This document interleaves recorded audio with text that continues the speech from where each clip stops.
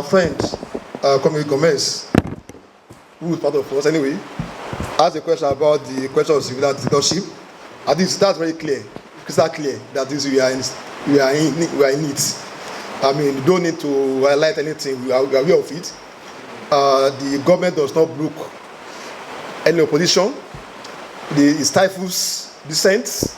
It criminalizes free press, protests. Because now, like we said in the text, protests now have returned to a treatable, activity. Of course, we mentioned about some of the activists who were arrested as a result of their participations in the last urban governance protest in August, and that now they have been charged with treason. You know what treason means? Treason means that the penalty for treason is a death. That treason. The idea is to send guitars to the spines of Nigerians, to intimidate them, to harass them, to show that if you protest against government, you are bound to be killed. In a way.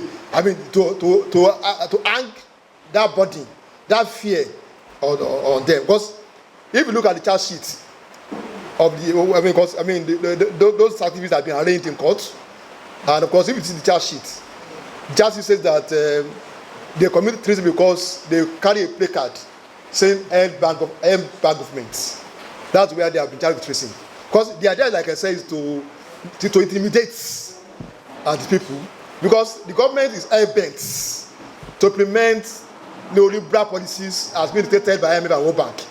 I know that people are going to protest, and they have to create atmosphere of fear and terror, of intimidations, now to run that thing through the throat, force down the throat, the Peter P of a neoliberal policy, down the throat of the masses, and want to make it possible for us to protest.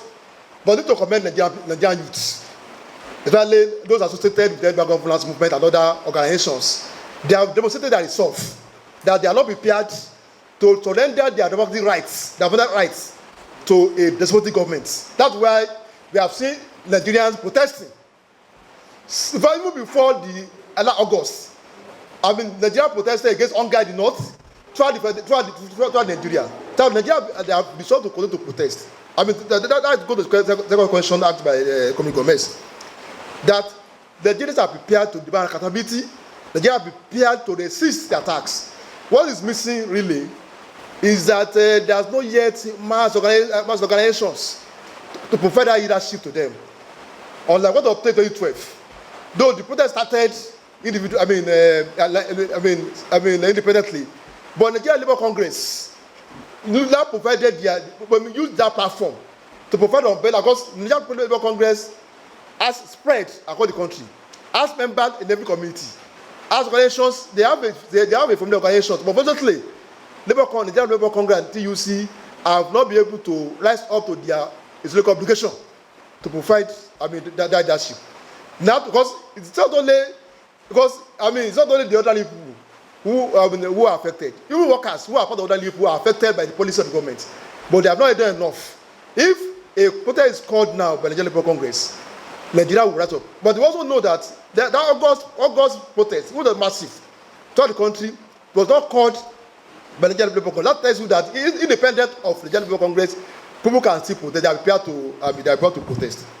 So that's why, like we said in the statement, what we are having in June 12 is the continuations of the series of actions, resistance that have started since the inception of this government. Because it's very important that Nigeria have to register their objections that these policies are not in the interest of Nigerian masses. Like the text said, it's a form act of dictatorship because it's not against, it's against the wish and aspirations of Nigeria to make them to further impoverish them.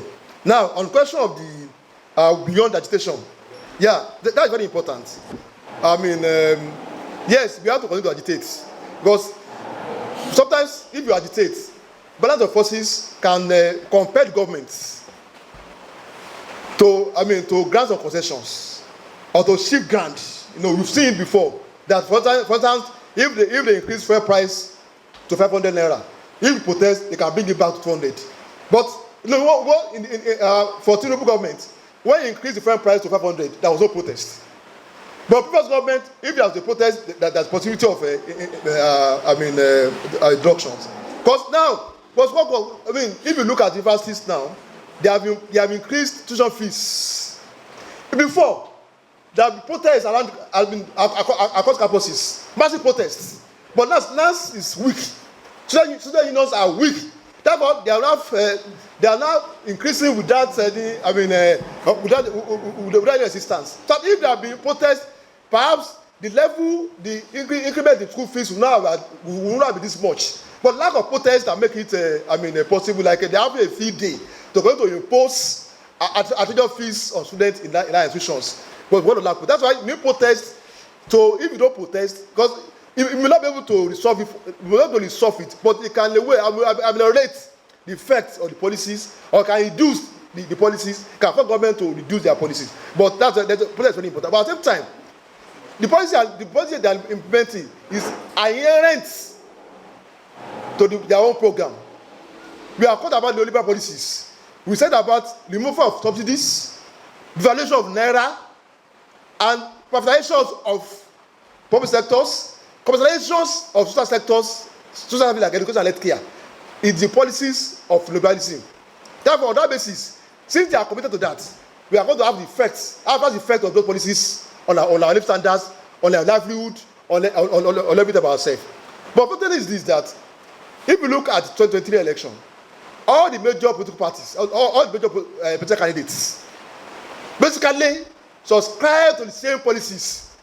So the three major candidates, Tinubu, Peter Obi, Atiku, basically subscribe to the same neoliberal policies which Tinubu is spent today. That's that challenge. Unfortunately, in 2023, there was no real political debate. There's no debate about what kind of policies. Even even the media. The media also supported. Media contributed to where they will demonize subsidy. There was any engagement to say that the subsidy is also criminal. Is it demonic? They demonize all of them. They go to the subsidy. All of them said it. Because since we all of them said it, maybe because they have a smaller candidate. They have a wider spread. They have media support who echoed their position. Even at the beginning, that's why that contributed. When there was no immediate mass protest against something, because somebody had been monopolized, all the major candidates supported it in the election. All the major candidates supported the valuation of naira. All the major candidates supported it. That's the problem. Therefore, if you want to have alternative, you must not have alternative whose policies are going to have effects on our living standards. We need alternative that have alternative program to neoliberal program. The alternative provided against Tinubu now, Atiku and Obi, they are not fundamentally different from what Tinubu is implementing. They are kind of the same thing. Maybe the method may be different, but the effect will be the same in analysis. That's why, for us in JAF, we can fight a mass working people's party on socialist program. That's why we can fast for. That's it. The against the liberal policies of major parties like Obi, Tinubu, and Atiku. That's why we think that Nigerian bodies should subscribe to. We need a mass party of working people on basis of socialist program.